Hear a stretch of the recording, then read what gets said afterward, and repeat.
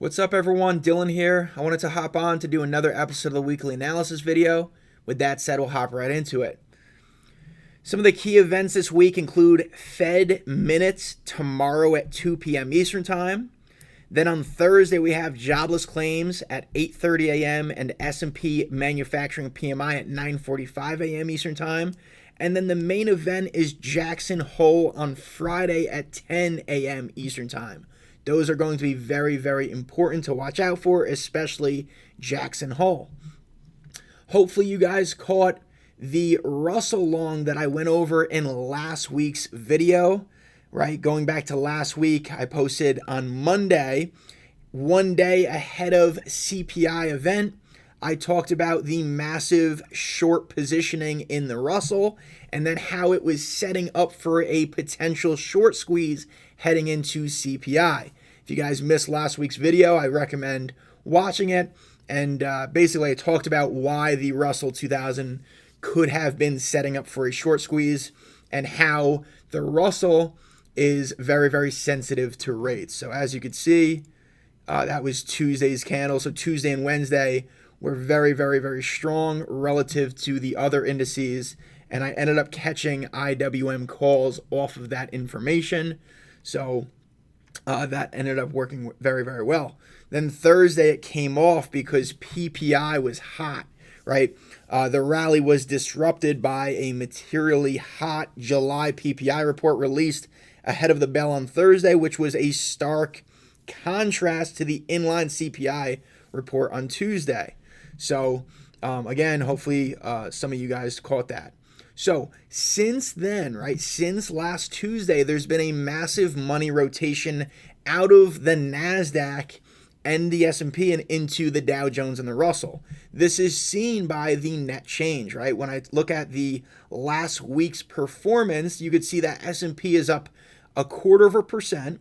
Nasdaq is down 1.13%. Whereas the Russell is up 2% as well as the Dow Jones also being up 2%. So very, very clear that there has been a money rotation since last week, right? And I quoted Adam Crisafulli, who wrote, "The big theme in U.S. trading is the fairly pronounced rotation out of momentum and growth and into cyclical value and small caps." There wasn't any single headline that's triggering the rotation, but extreme positioning in growth momentum, right? Growth momentum had become quite crowded. And catalyst anticipation, Powell is likely to be dovish on Friday, similar to what I just talked about in the Russell, right? If and when he is dovish on Friday's Jackson Hole event, right, what will see the largest rally out of that? Probably the Russell, right? Again, I talked about that last week. Also, some worry whether NVIDIA next week can possibly live up to elevated expectations when it reports earnings, right? So those seem to be sparking the pivot out of tech and into other sectors. You could see this is FinViz heat map from today. Very, very clear that the tech names, right? NVIDIA, Broadcom, AMD, Meta, Amazon, Microsoft are all very, very red, right? Or that the vast majority of those Mag 7 names are red, whereas the other sectors were pretty green today. And this is also seen in the RSP. RSP was actually up on the day today. RSP is the equal weight S&P 500, as if the 11 sectors within the S&P were equally weighted. So this is a very, very clear representation that there has been a nice, or I don't know about nice, but there has been a clear money rotation out of tech names and into other names. Okay, so this is from Tom Essay. He wrote, "The reality is this market is absolutely vulnerable to a loss of enthusiasm for AI-linked tech stocks. The simple fact is that 5 stocks, NVIDIA, Microsoft, Meta, Broadcom, and Palantir, have accounted for 6% of the 10.8% year-to-date return of the S&P 500, which is 56%, right? That's insane. Slightly more broadly, right, the information technology sector and communications services sector combined have accounted for 66% of the entire year-to-date rally. So very simply put, the rally this year has been mainly made up of 5 tech names. So if and when those really start to get beat down, right, which is what we've been seeing today, right, what we saw today, that can put a large pressure on the market. Okay, so now let's get into areas that I will be looking at to kind of gauge whether or not the bulls are still in control or not, right? To me, right, when in doubt, zoom out. You could see this is a daily chart of the S&P and the Nasdaq. Despite the recent weakness that we've seen since last week, we're still very, very far from the year-to-date lows. So by no means has the last week put a massive damper on the overall bull case scenario. Okay, so I've been looking at the anchored VWAP on the S&P to kind of gauge whether or not the bulls continue to stay in control. Right, I talked about this last week.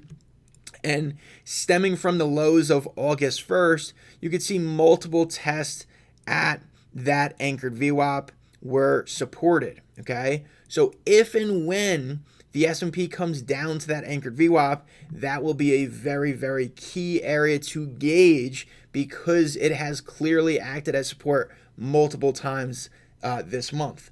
Okay, so if and when it breaches that anchored VWAP, that could be a sign that the bears can take near-term control.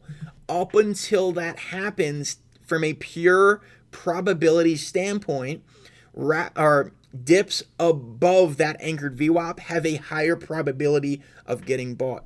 And I want to talk about the VIX very, very quickly, because the VIX is the main tool that I use when the S&P is weak to gauge whether or not the sell-off is going to persist. Very, very important. Okay, so let's come up with a hypothetical based on this information. Tomorrow is the VIXpiration. August VIX goes off the board tomorrow morning. So in this example, we're going to use the SEP contract, which is going to be the spot contract as of tomorrow morning, right? So if we go to SEP VIX, right, very, very important. As a matter of fact, I'm just going to add this because I'm going to go back and forth, right?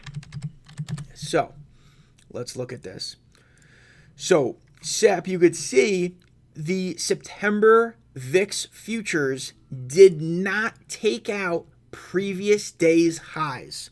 So Monday's high on the VIX, on the September VIX, was 18.6.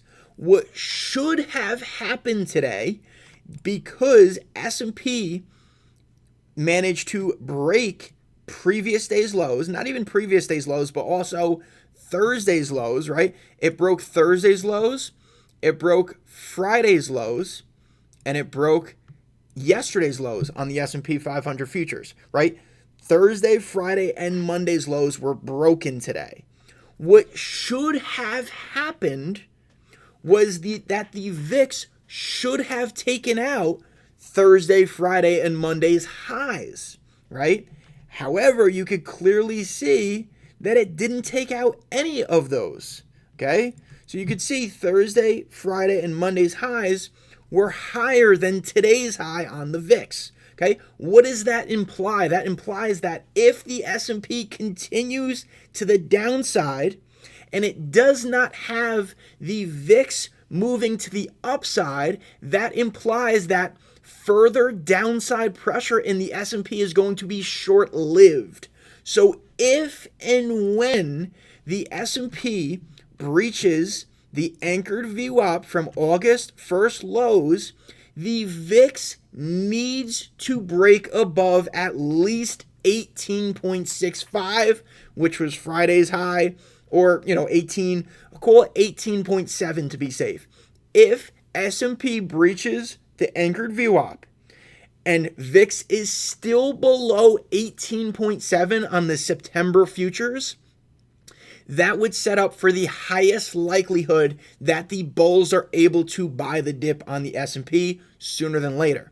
On the flip side, if S&P comes off, breaches below the anchored VWAP, and the VIX futures are above 18.7 and gain traction to the upside, that would set up for the highest likelihood that the sell-off in the S&P will persist and continue to the downside.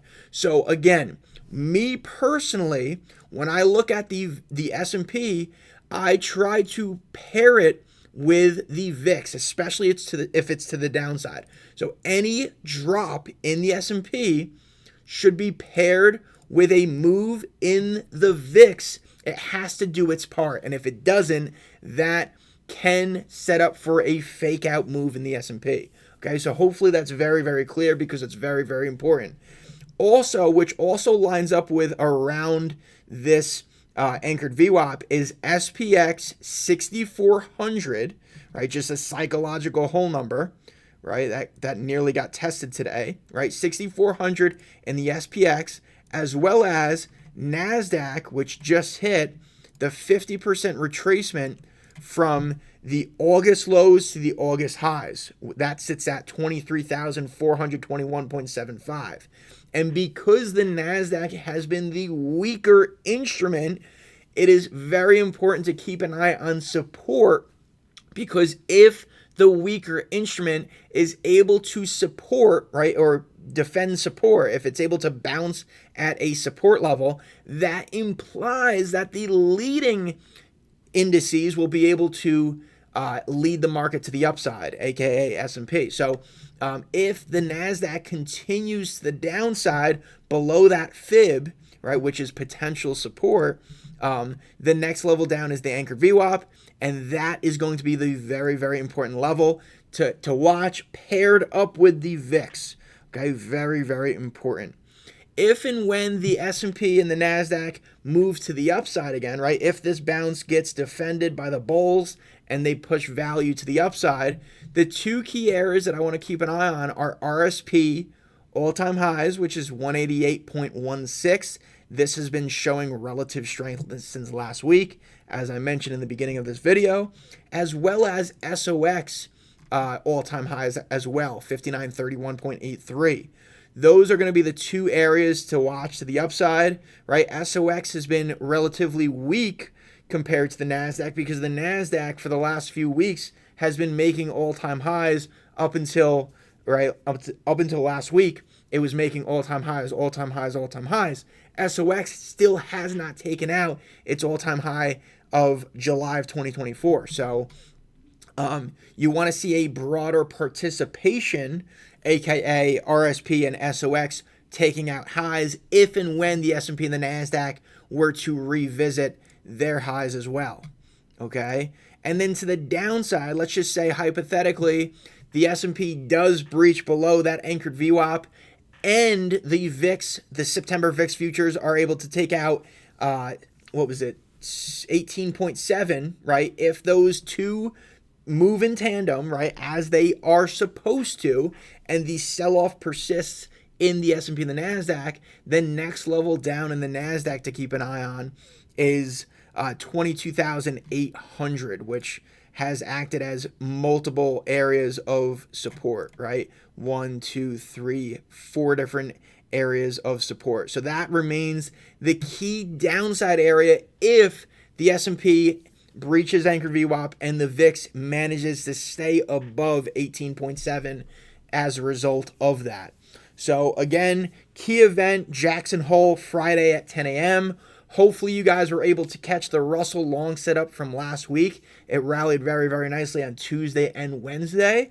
And then keep an eye on these levels going forward. So that's it for me. Peace.